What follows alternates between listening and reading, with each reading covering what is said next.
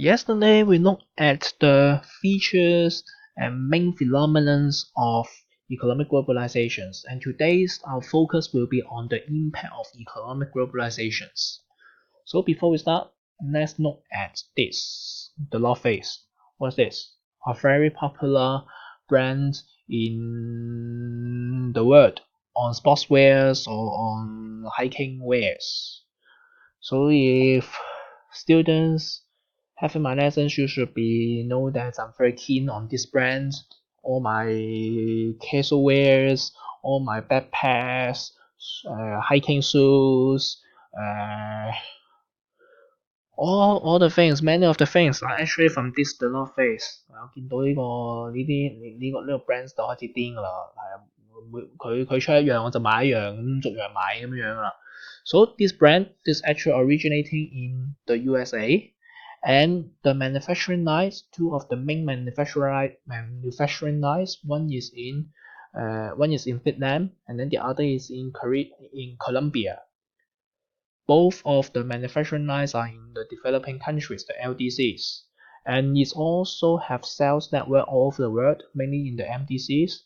And then sometimes these companies even sponsor for some over across countries hiking competitions. One of the most popular one is called the TNF 100 in France, or there's also one in Hong Kong. So you can see company originating in one place. This may be having business connections or production line as different parts of the world. So let's have a quick recap of the phenomena of economic globalization first. If you want to look at the details, refer back to your concept notes, page 7 to 9. 嗱，啲 details 你自己睇，因為一段片15分鐘，我唔想成個 concept notes 由頭讀一次啦。I'm just highlighting the most important ideas for you. Okay? So first phenomenon, goods market integrations. Goods manufacturing in one place can be sold at different parts of the world, worldwide, globally. Capital market integrations. When you do a business, first of all, you need to get the starting capital. You need to get the money first. And the money you are not only gathering from your own countries, it can also be from the stock market, from investors all over the world.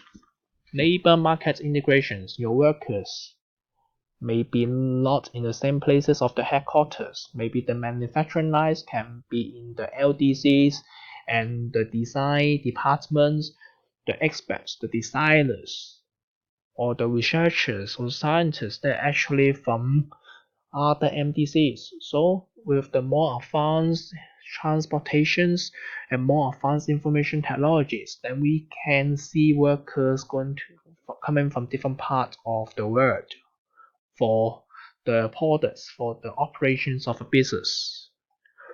And companies, they're also becoming more worldwide, larger and larger. We have the MNCs, and the MNCs, other than big in size, when they start their production, expand their production lines or their business to different parts of the world, they are also spreading their sales and management system to different parts of the world.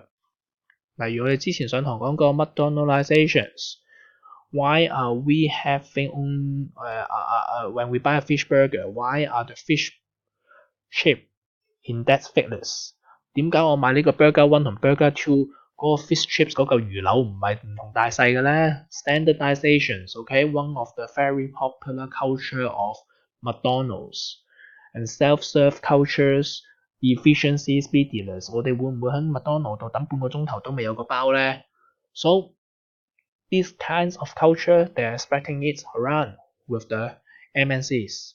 And also because we are having closer connections between different countries, we are also having more international organizations to serve as a platform for the negotiations or for the bargaining between countries.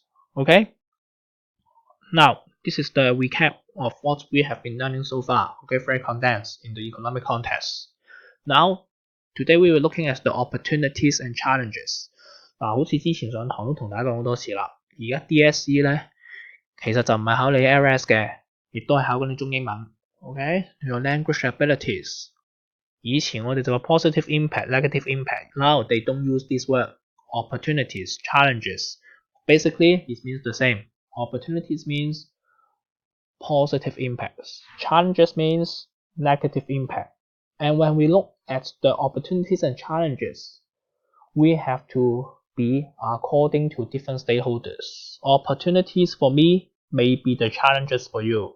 Or for example, a company, okay, they set up factories in the LDCs. The LDCs get more jobs opportunities. But because you relocate the factories to the LDCs, so the MDCs this would be having one fewer factories and many of the people would lose their job. So the good thing for me may be the bad thing for you. 嗱，我哋好簡單咁望一望啦，有啲咩 opportunities and challenges. Okay, so for the opportunities, you can refer back to your concept look page 10. So for the MDCs, the enterprises, first of all, the big companies, they can have lower production costs, and then for globalizations, they can sell their goods to different parts of the world and enlarge the sales networks to overseas. The citizens, especially for the professional services and the high-tech industry in the MDCs, because with the phenomenon of labor market integrations, so the MDC is only focusing on the high end, the more complicated task. So for the professional service or high end industries like research and innovations, the citizens, they will get more opportunities. And one more thing, society as a whole, the pollution shifting. What does this mean? When you sell factories, they have a lot of pollutants, a lot of exhaust gas, which will be harms the environment, okay, to nearby regions, nearby areas. But relocate everything to the LDCs, then obviously the pollution is also shift. So this is the opportunities. While for the LDCs, also opportunities. When they get the more factories there, they can have more foreign investment. And the foreigners, when they set up new factories, set up their production line there, first of all, they have to teach you what to do. And then you get the new skills and technology. And then both of them add up together, this can boost up the economic development. And citizens in the past, they only work on agricultures. But agriculture is very uncertain and unstable. So the citizens with more factories, they can have more stable jobs. They can have although this labor intensive intensive industry, but still compared to agriculture, this is much better than before. Now, we other than opportunities, we also have the challenges. Then you look at the concept looks for details at page 11 to 13. So let's start the LDCs first. Citizens, they work in the labor-intensive task, but in the LDCs, because they are focusing on economic development so much, so they are giving a lot of privilege, or they are having a more relaxing regulations and laws against the foreign investment. So this would be leading to the phenomenon of sweatshops. People are deprived of their labor rights. They have to work long hours, no salaries, need to protections. So this is one of the downside for the citizens. And for the local enterprises, they also suffer a lot as well. Local producers usually they are using man-made or they are of relatively small scales, and they do not have much capitals to compete with MNCs. 我舉個例子你諗下啦 ，when you go to shops, when you go to buy something, some daily items, groceries, where are you going to buy? Supermarkets, of course, chain store, Watsons, pawn shops. Will you go to those traditional Chinese stores, those 雜貨鋪?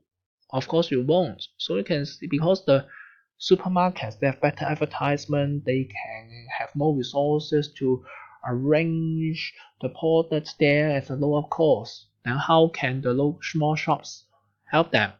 So this would be a threat to the local business as well.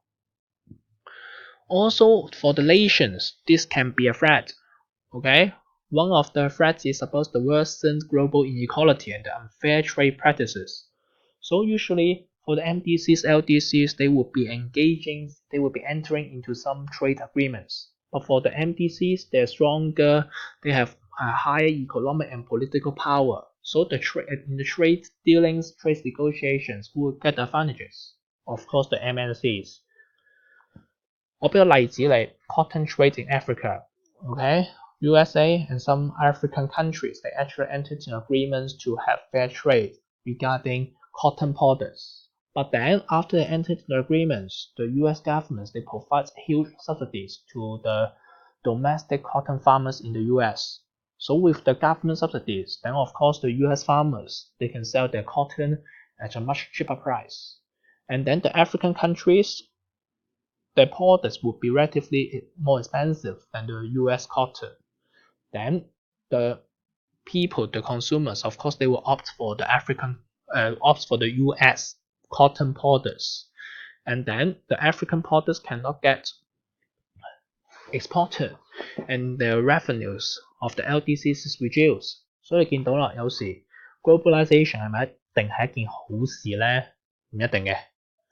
And for society as a whole, shifting pollution from MDCs to LDCs.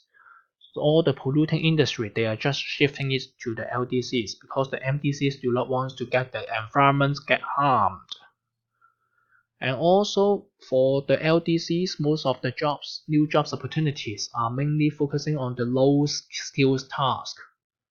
So low skills tasks is depending a lot on the economic situations. Is it possible for them to learn some new skills to improve their research and innovations, also technology level? And is it really possible to help those LDCs to transform their industrial structures? I doubt about this. 仲有喎 MDCs 有冇聽過個句子啊？剃人頭者人亦剃其頭。If you shave the hairs of the other people will find opportunity to shave your hair as well. So for the MDCs, they also suffer for some of the groups. For some of the citizens, especially the lower class, those people working on the low skills jobs, they will be losing their jobs opportunities and they have to rely on some other government subsidies and cause a burden to the MDCs because all the factories has been locating to the LDCs. 仲有一樣嘢喎，除咗啲 low skills 嗰啲人 other low skills, the talents, the smart people, they're going to other MDCs, USA, Singapore, to find for more better jobs opportunities. And then for some MDCs, like Hong Kong, many Hong Kong people, after they study overseas in other university, master, doctor, when they graduate, they just stay there. So will those MDCs getting a stable supply of talents or researchers, this may be an impact on it. And for globally, there are also some impact. Because all the countries, all the economic structures are closely linked with each other. So one country's collapse, this may be leading to the collapse of the economic system of other countries as well. Examples include the financial crisis and recessions. Two very good examples in year 2008 and year 2003. And in other things, autonomy over domestic economic affairs will get affected. Those people, okay, they can have no control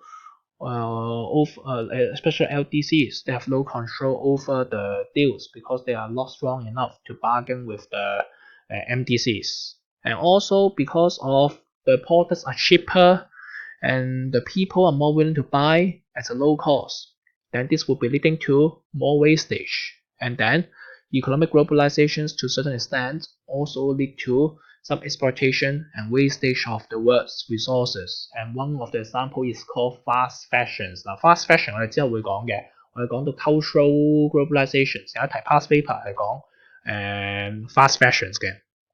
So that's all for today. So what you are supposed to do, concept looks page 14, you have the by topic past paper. Try it today. And next time we'll talk about cultural globalizations. I think we will be carrying on Friday. See you.